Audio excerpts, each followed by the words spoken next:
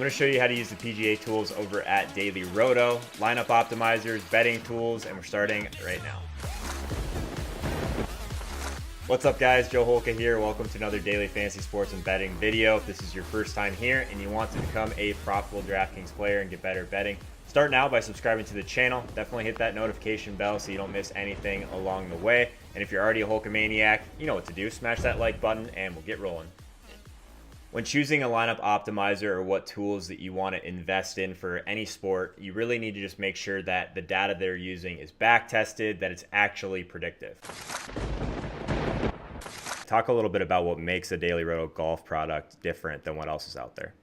Yeah, so I think the biggest thing is that it's predictive. So it's been built and back tested with a ton of math. And so even things that I think the folks at Data Golf and ourselves feel like might impact performance, like course fit or course history, they found it in mathematically, it actually doesn't add any predictive power. And I think that's different than a lot of the other places out there. There's some really good research tools like Fantasy Golf National, which has strokes gained research tools, but those are kind of more descriptive and they're less focused on, you know, the predictive power of what's going to happen during a given week.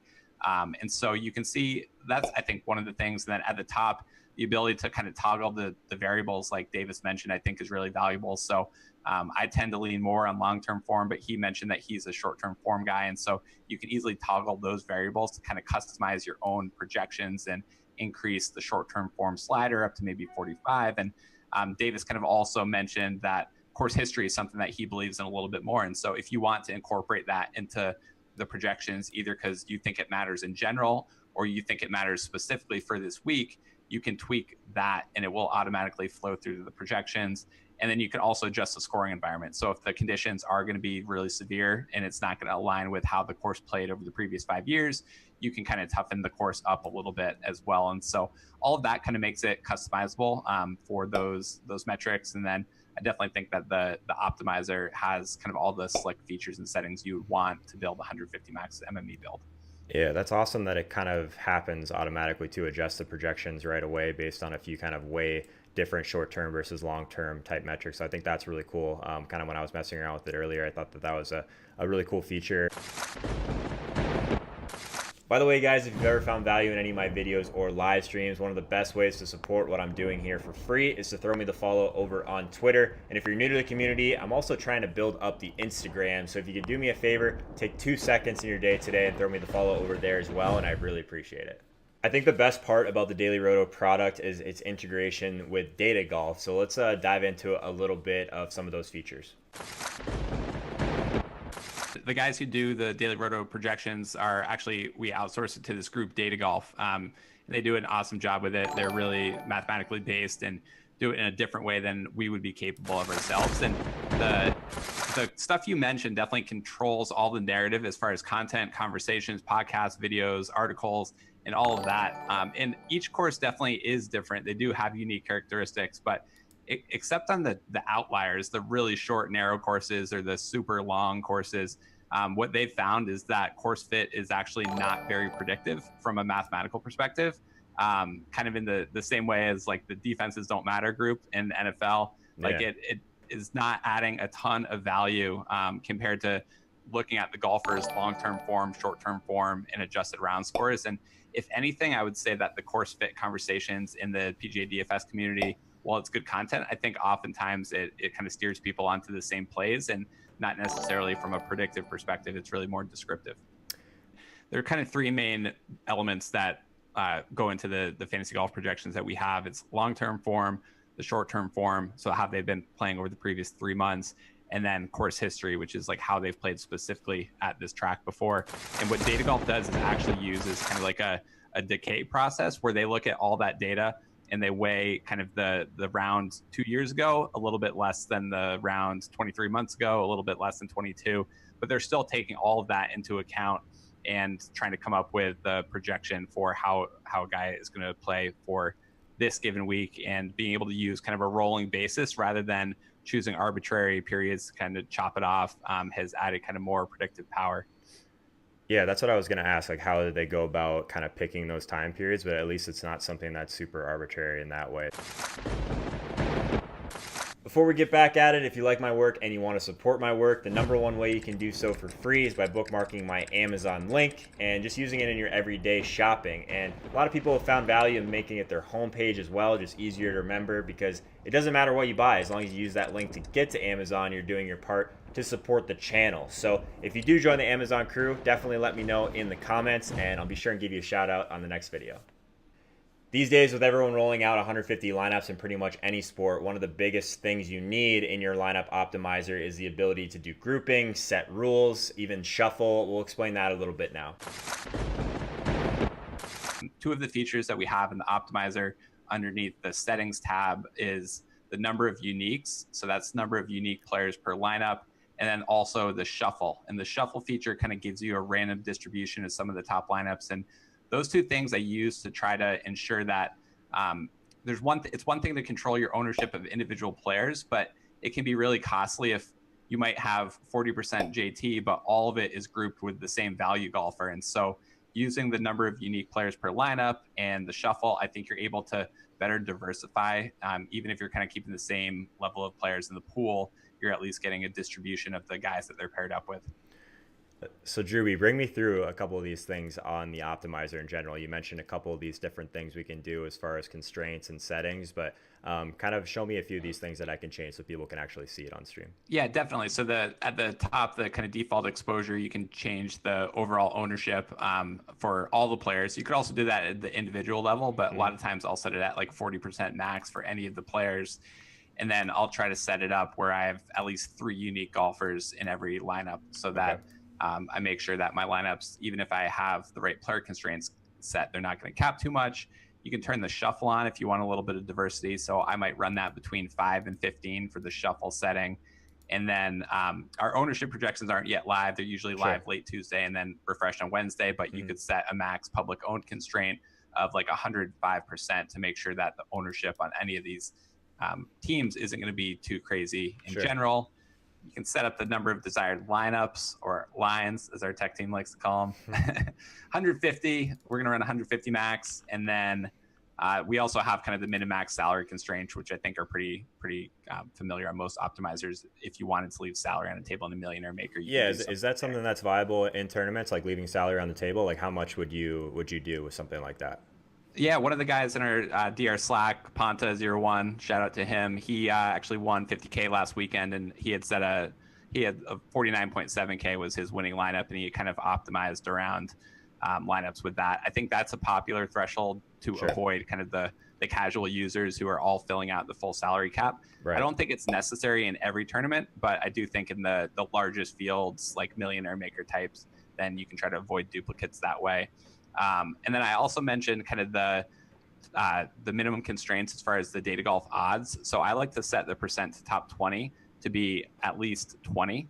So that all those guys would have at least 20% chance to finish inside the top 20. Where's that on here?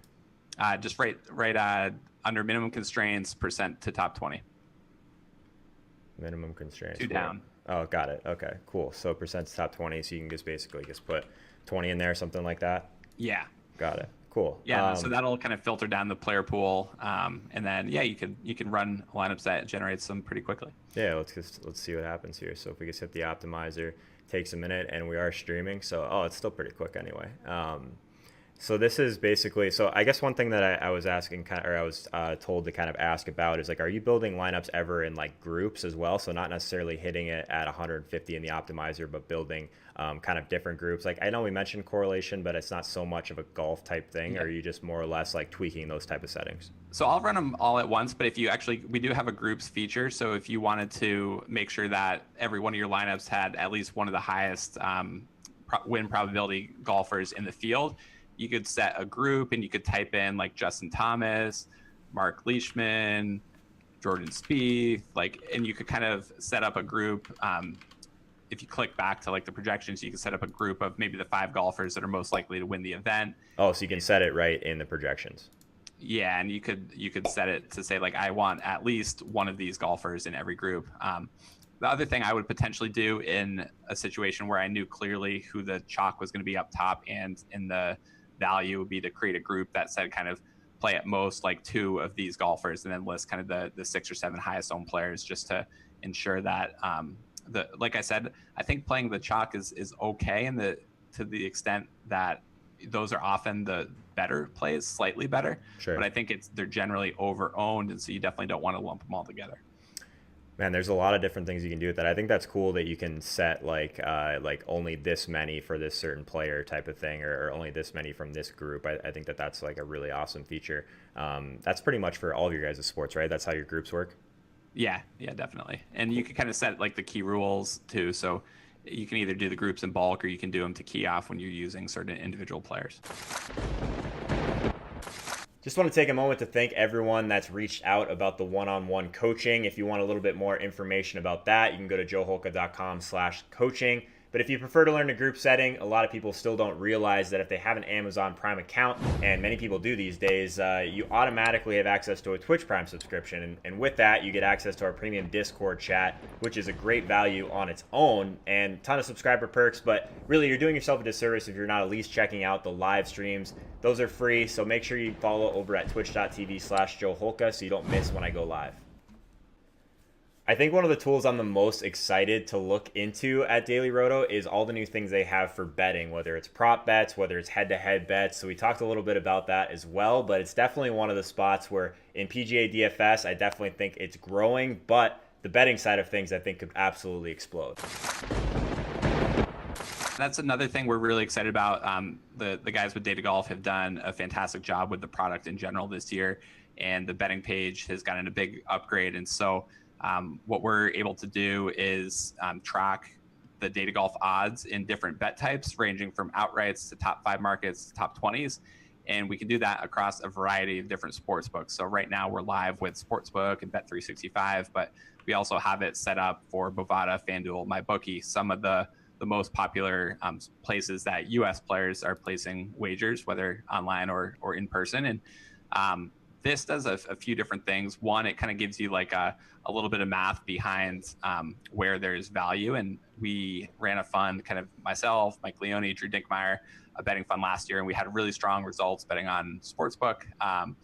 And it also lets you to compare the odds easily across the different betting markets, and so you can see where you're getting a better price. And particularly as the U.S. betting market expands and becomes legal in more areas, I think that's going to be something that is important for people who are trying to bet, not just for entertainment but for profit, is be able to get the kind of best price that you can get. So a good example would be like Adam Scott is a really strong value on Sportsbook, but not quite as good of a value on Bet365. And so this kind of setup across 5 books that U.S. players can bet, I think gives you a really good opportunity to bet on the matches. And then you can also click the view matchup lines and view individual head-to-head and 3-ball betting markets and things like that as well.